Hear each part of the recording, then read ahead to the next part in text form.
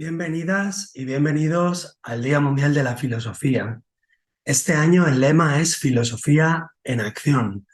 ¿Por qué?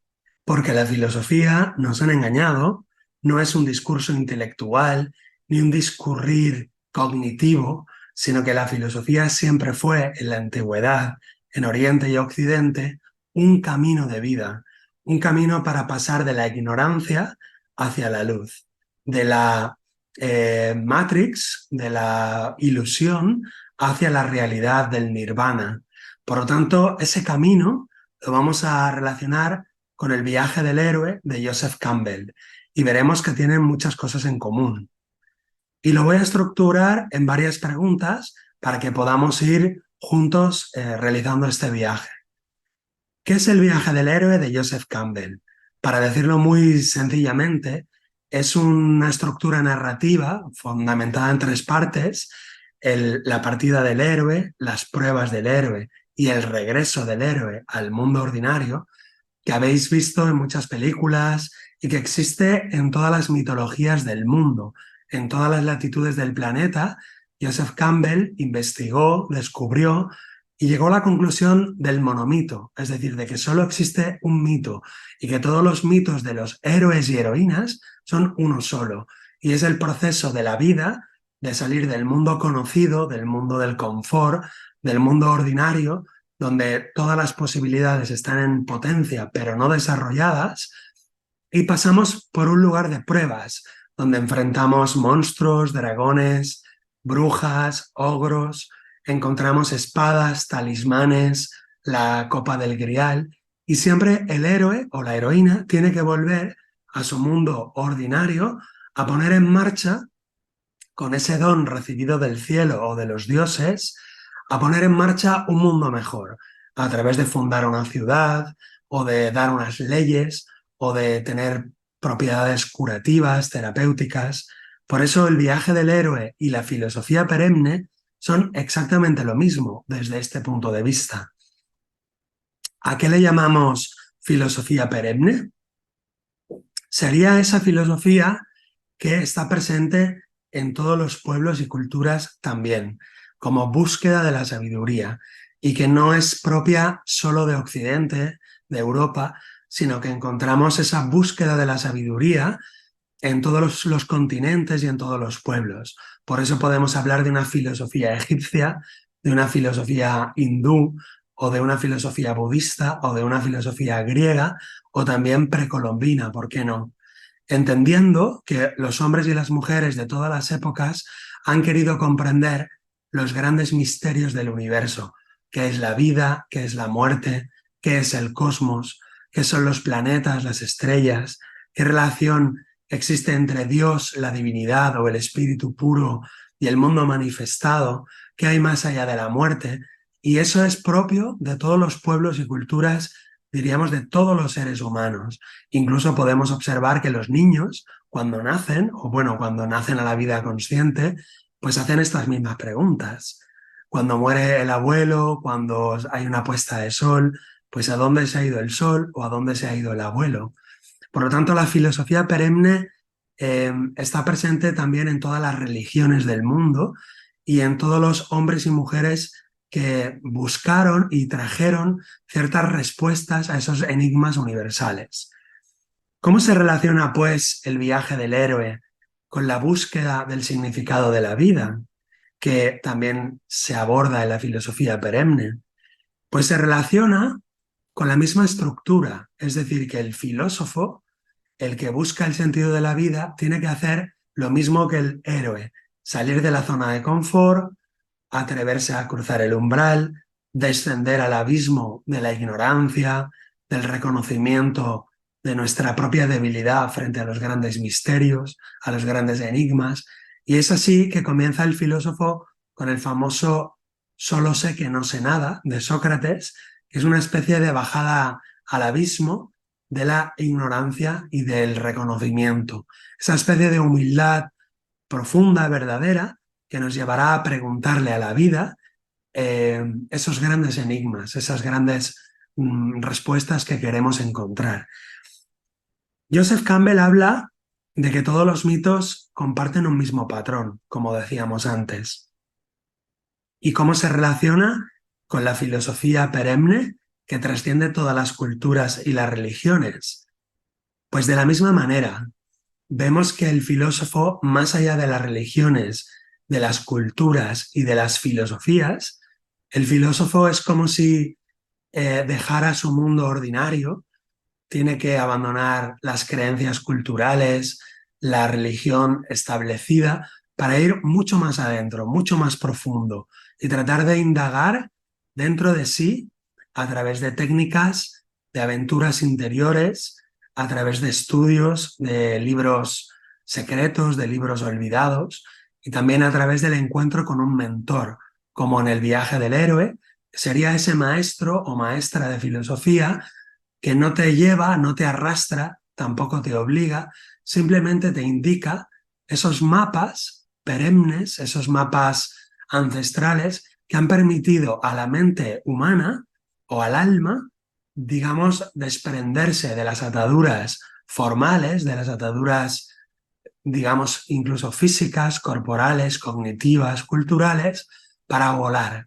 Y por eso Platón nos decía que el alma tiene alas, que el alma humana es un ser alado. Y esas técnicas, esas enseñanzas filosóficas permitían que el alma volviera a recuperar sus alas perdidas. Por eso Platón lo consideramos como uno de los filósofos perennes. También de alguna manera nos muestra al filósofo como un héroe que tiene que conducir un carro, que está llevado por un caballo blanco, un caballo negro, tiene que recorrer una salida desde el fondo de la caverna, atravesando pruebas, obstáculos, dificultades para salir a la luz del sol, para contemplar la realidad. Y en la filosofía perenne, todos los filósofos y filósofas nos hablan de que sí es posible ese conocimiento, esa gnosis, pero que exige una transformación o una transmutación de ese filósofo o de esa filósofa. ¿Cuáles son algunos ejemplos de mitos o historias que encajen en el modelo del viaje del héroe? Pues precisamente el mito de la caverna es un buen ejemplo porque conecta el viaje del héroe de la salida del mundo ordinario, las pruebas y dificultades, el contacto con el mundo de los dioses, de la realidad, para luego regresar al mundo ordinario. Y aquí en el mito de la caverna vemos perfectamente cómo se une la filosofía perenne con el viaje del héroe. Pero hay infinitos ejemplos. Podríamos hablar de los neoplatónicos, como Plotino, que también nos hablan de ese ascenso del alma, de la conciencia o de la mente, que a través de un camino de la belleza, buscando la belleza primero en los objetos físicos, luego en los objetos ideales, en las ideas, en las virtudes, en los poderes intrínsecos al alma humana y apoyándose en ellos, finalmente esa alma conecta con Dios, con la divinidad, con lo divino, llamadlo como queráis, para regresar, como dice Plotino, al mundo de aquí abajo, dice él, y de alguna forma poner a disposición ese camino, compartirlo y ser de utilidad a los congéneres de la humanidad.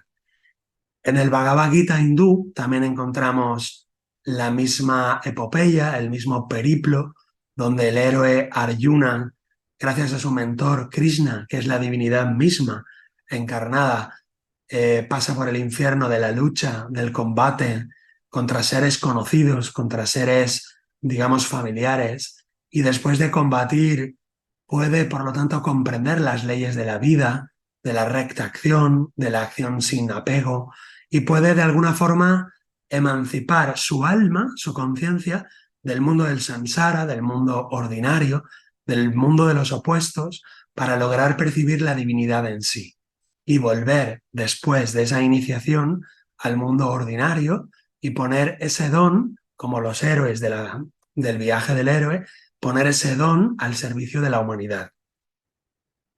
¿Cuál es el papel de los arquetipos en el viaje del héroe? ¿Y cómo se relacionan con la búsqueda de la verdad y la sabiduría en la filosofía perenne? Bueno, aquí tenemos que aclarar que hay dos tipos de arquetipos. Podríamos decir, por un lado, los arquetipos divinos o los arquetipos platónicos, que sería lo bueno, lo justo, lo bello y lo verdadero, y el héroe evidentemente busca y persigue esos 4 arquetipos universales, lo bueno, lo justo, lo bello y lo verdadero, para darse cuenta primero que tiene que buscarlos denodadamente y luego finalmente transformarse o transmutarse en ellos mismos y de alguna forma misteriosa descubrir que la esencia pura del ser humano es un héroe y ese héroe en su pureza más íntima, quitando todas las capas de cebolla, como se suele decir vulgarmente, ese héroe o heroína está hecho de la misma sustancia que los dioses y finalmente ese ser es la propia divinidad, es el propio Dios.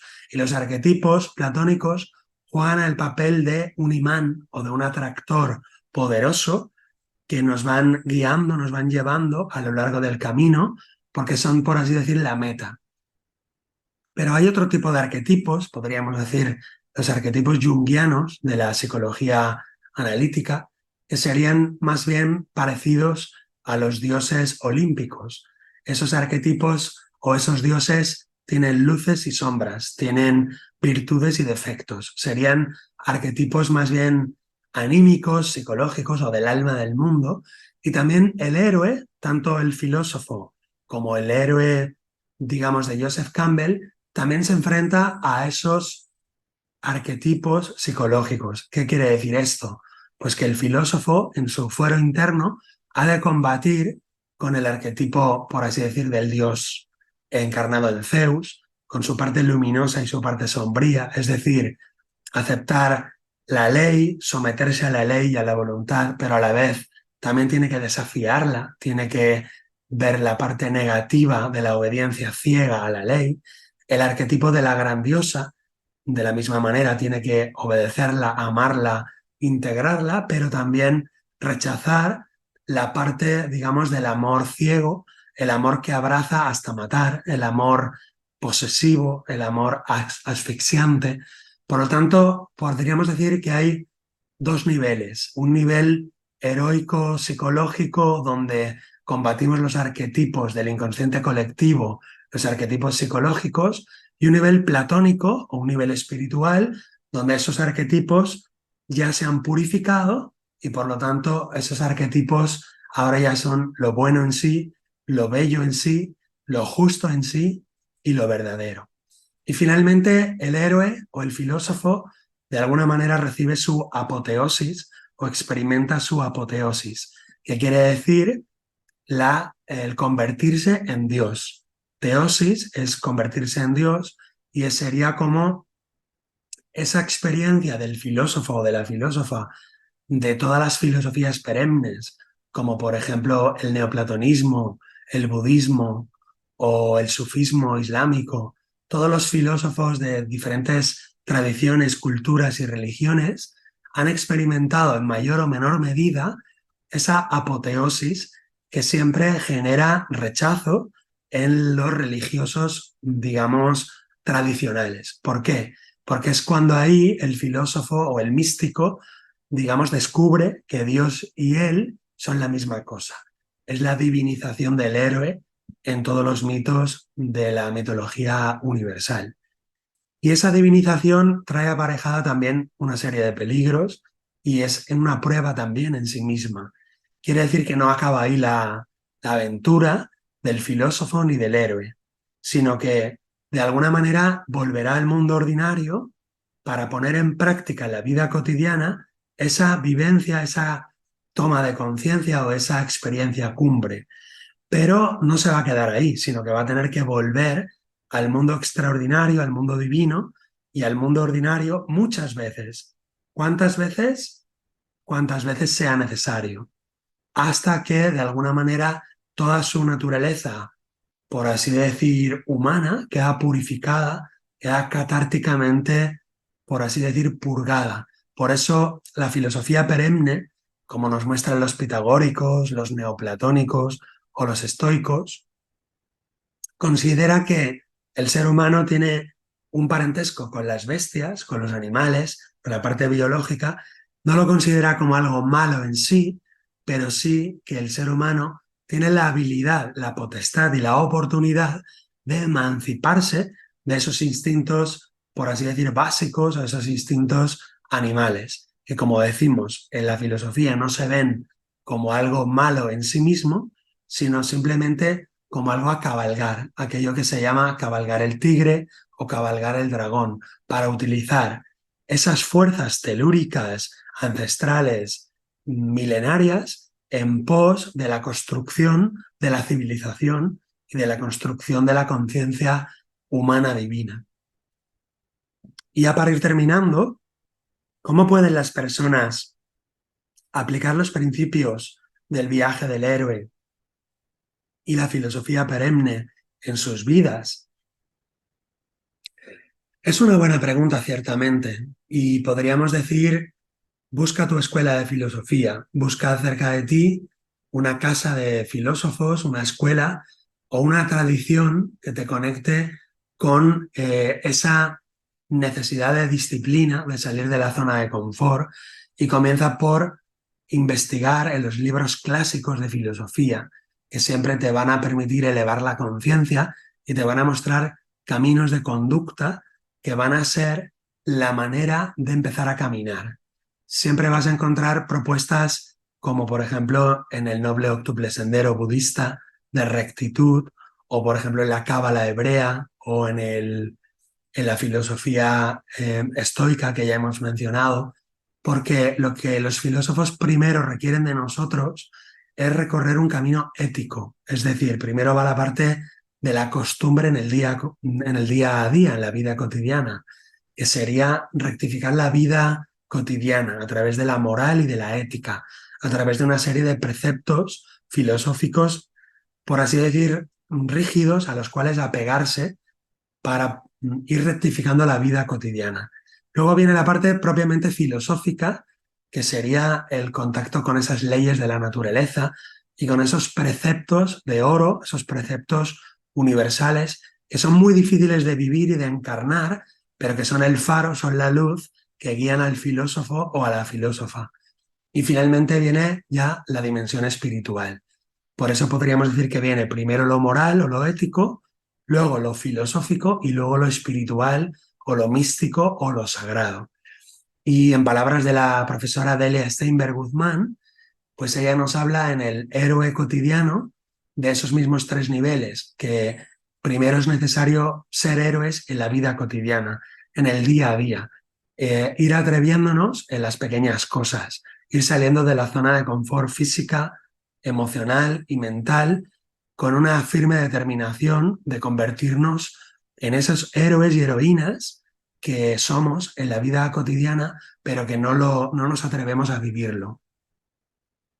Joseph Campbell habló de la importancia de seguir la llamada, de seguir esa llamada de los dioses, y cómo se relaciona esto con la búsqueda espiritual de la filosofía perenne. Pues fijaros que la filosofía espiritual, la filosofía perenne, también dice que se produce una llamada, esa llamada al despertar, esa llamada a salir de lo conocido. Y desgraciadamente sabemos que esa llamada se produce a través del dolor. ¿Por qué? Porque el ser humano es un ser bastante tamásico, bastante dado a la inercia, a la comodidad. Y el dolor sería un mecanismo de la naturaleza, un mecanismo universal, que sería vehículo de conciencia, como dicen los budistas. Por eso, a través de una enfermedad, a través de la muerte de un ser querido, a través de una pérdida muy grande, de tener que cambiar de trabajo, de ciudad o de país, es una especie de dolor que puede ser utilizado, si somos filósofos, si filosofamos con ello, puede ser utilizado como esa llamada al despertar. De esta manera, el dolor, el sufrimiento, se convertiría en ese toque, en ese despertador que nos permitiría salir de la comodidad.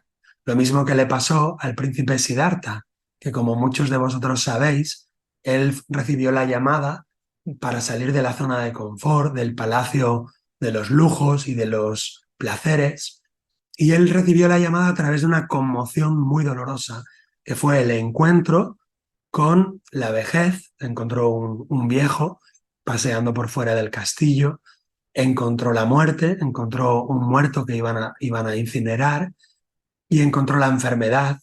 Y esos tres encuentros providenciales son una manera simbólica, arquetípica o heroica de decirnos a todos nosotros que si nosotros aprovechamos nuestro contacto con la enfermedad, con la vejez y con la muerte, podemos utilizarlos para decir, basta ya, ya no quiero más comodidad, ya no quiero días repetidos, ya no quiero que se repita todo otra vez como ayer y como antes de ayer. Estoy harto de esta vida. ¿No habrá otra manera de vivir? ¿No habrá algo mejor? Y he ahí que el héroe o la heroína se va despertando con ese basta ya, con ese no quiero sufrir más. O a veces es un sufrimiento sutil, digamos, existencial, profundo. Y también produce mucho sufrimiento ver las noticias, ver lo que está pasando en un mundo cada vez más loco, más desquiciado, donde los gobiernos, los políticos, en lugar de proteger y ayudar a sus pueblos y propiciar la paz entre ellos, promueven guerras, divisiones, corrupción, y ellos mismos son ejemplos de corrupción y de maldad y de falta de orden y de falta de previsión.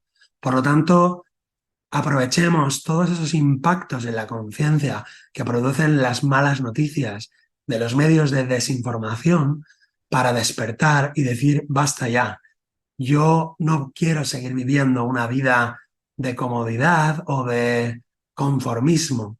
Y entonces ahí despierta el héroe o la heroína que hay dentro de ti. ¿Qué obstáculos o desafíos comunes enfrentan las personas en su propio viaje del héroe? ¿Y cómo pueden superarlos a la luz de la filosofía perenne? Es una buena pregunta. Epícteto, el gran filósofo estoico, te diría, los obstáculos son numerosos. Tú eres como Hércules o eres como un boxeador. Tendrás que entrenar duro, porque los obstáculos son la pereza, el miedo, el odio, el qué dirán, la vergüenza, el señalamiento por parte de los demás, los que no comparten tus ideales heroicos.